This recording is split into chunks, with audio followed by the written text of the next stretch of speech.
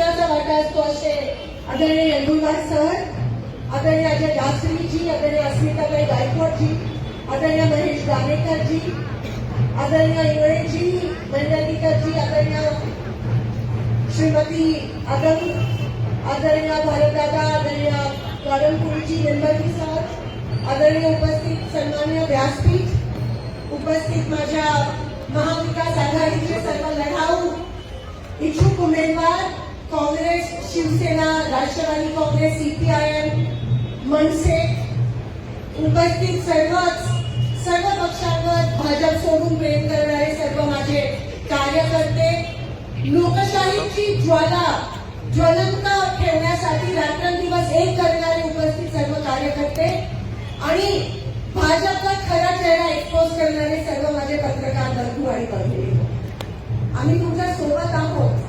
आम्हाला माहिती आहे की प्रचंड दबावाच्या वातावरणात तुम्हाला जगावं लागतंय, सर्वाईव्ह करावं लागतंय, पण तुमच्या पण हिश्श्याची लढाई आम्ही लढत आहोत.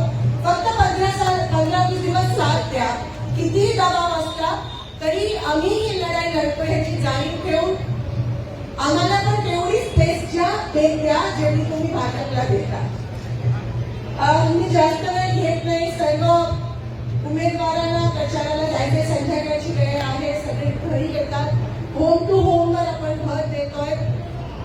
मी एवढं सांगू इच्छित आहे की रात्र वैराची आहे आणि आपल्याला सगळ्यांना ही सुरुवात आपण चांगली केली आणि जेव्हा सुरुवात चांगली होते तेव्हा 50% 70% लढाई तिथे जिंकली जाते. ही लढाई आजची आणि उद्याची लढाई नाहीये. ही लढाई सोलापूरच्या प्रतिष्ठेची लढाई आहे. ही लढाई देशाच्या अब्रूची लढाई आहे, महाराष्ट्राच्या अब्रूची लढाई आहे. ही लढाई इंडियाची लढाई आहे. मी आता धैर्यशील दादांनी सांगत होती की महाविकास आघाडी लढतोय, पण हा इंडिया अलायन्सच झाला तसं बघितलं तर. आणि ही देशाची लढाई आहे.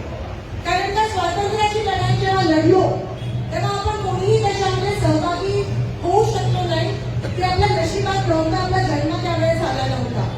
ही दुसरी स्वातंत्र्याची लढाई आहे जी आपण लढत आहोत. हे फक्त निवडणूक जिंकण्यासाठी आपण लढत नाही आहोत. लोकशाही टिकवण्यासाठी, संविधान वाचवण्यासाठी, लोकतंत्राला मजबूत बनवण्यासाठी, गोरगरिबांना आवाज देण्यासाठी, बेरोजगारी दूर करण्यासाठी, महागाई कमी करण्यासाठी आपण ही लढाई लढत आहोत. प्रशासनावर प्रचंड दबाव, 48 तास झाले पण अजूनही उमेदवारांची यादी डिक्लेअर झाली नाही. मी रिटर्निंग ऑफिसर जे कमिशनर आहे त्यांना फोन केला, नाही आमचे अधिकारी नवीन आहेत, असं आहे, पहिल्यांदाच ही काही निवडणूक आपण पहिल्यांदा लढतोय का?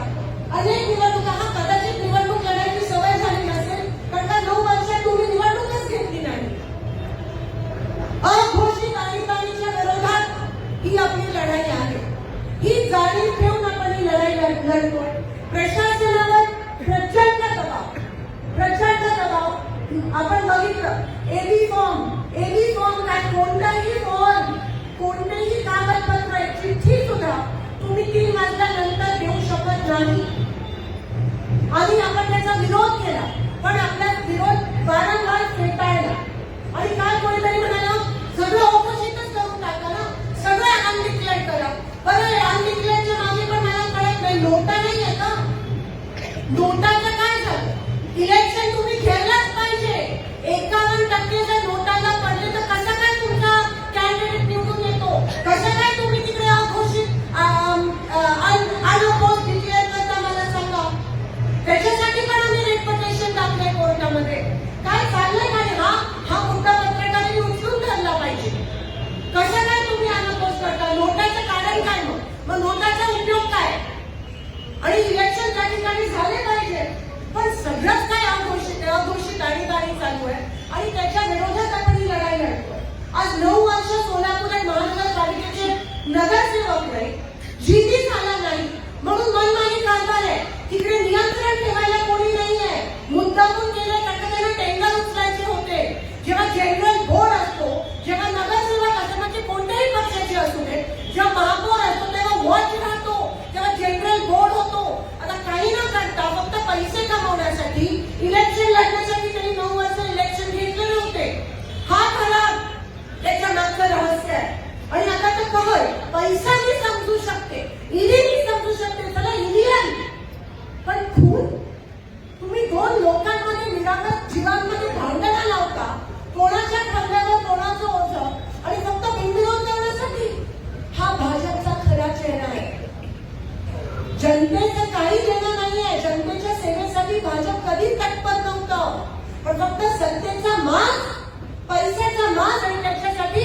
आम्ही कोणत्याही स्तराला जाऊ हे भाजपने बघा सिद्ध केलं. खून करून, रक्ताचं राजकारण करून. हा खरा चेहरा आहे. हा एक्सपोज झाला पाहिजे. जनतेला काही देणं नाहीये. अहो जेव्हा पहिला अतिवृष्टी झाली तेव्हा काँग्रेस आणि महाविकास आघाडीचे सगळे लोक माझी आजी नगरसेवक पण रस्त्यावर उतरलेले. जमिनीशी निगडीत नेतृत्व आहे. मला सांगा कशाला मागितलं यांनी तिकीट महाविकास आघाडीचं? कोणत्या ना पैसे ना सत्ता आहे. पण एक गोष्ट आहे, लोकांसाठी रात्रंदिवस एक करून लोकांसाठी काम करण्याची जिद्द माझ्या प्रत्येक महाविकास आघाडीच्या कार्यकर्त्यांमध्ये आणि उमेदवारांमध्ये. हा फरक आहे भाजपमध्ये आणि आमच्यामध्ये. आम्ही लोकांसाठी मरतोय. आम्ही रात्रंदिवस लोकांसाठी इकडे लढाई लढायला तयार आहोत. तुमच्यासाठी आम्ही इलेक्शन लढतोय. लोकांसाठी लढतोय आम्ही इलेक्शन. जनतेसाठी लढतोय. आणि म्हणून आम्हाला साथ द्या. हे आव्हान आज मी पत्रकारांच्या माध्यमातून लोकांना, सोलापूरच्या जनतेला करत आहे. पाणी नाही. 5-6 दिवसाला जोडी पाणी येतं आणि ते पण माझ्या पूर्व भागात रात्री 2 आणि 3 ला पाणी येतं. घाण पाणी येतं. आमचे मुद्दे सांगते मी थोडक्यात.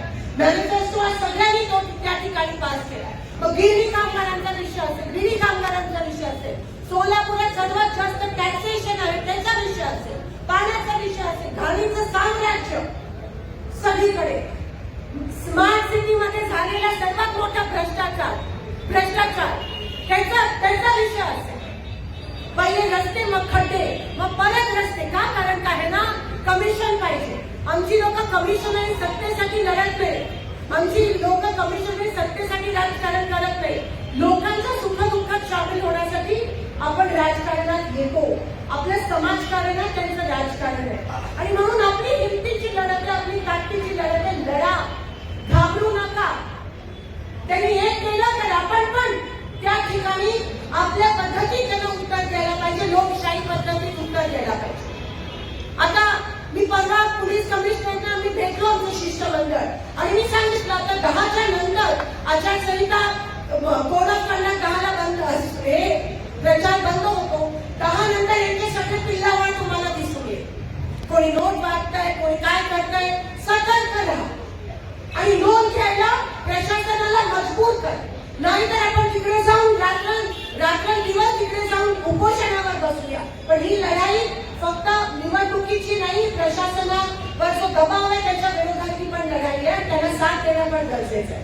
पोलिसांना मी आवाहन करते, त्या दिवशी जेव्हा 3च्या नंतर त्यांचे लोक फॉर्म द्यायला गेले तेव्हा त्यांचेच काही आमदार म्हणत होते कळकळीची विनंती पोलिसांनी. तिथे प्रशासनाने साथ दिली. आम्ही तुमच्या सोबत आहोत, साथ द्या.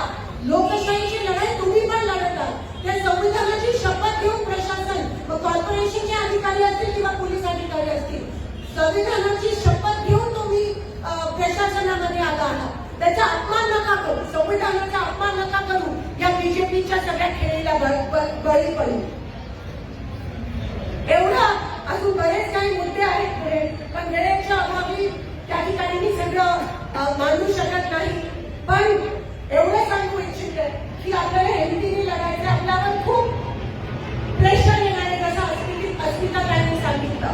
पण पहिली लढाई आपण जिंकलोय.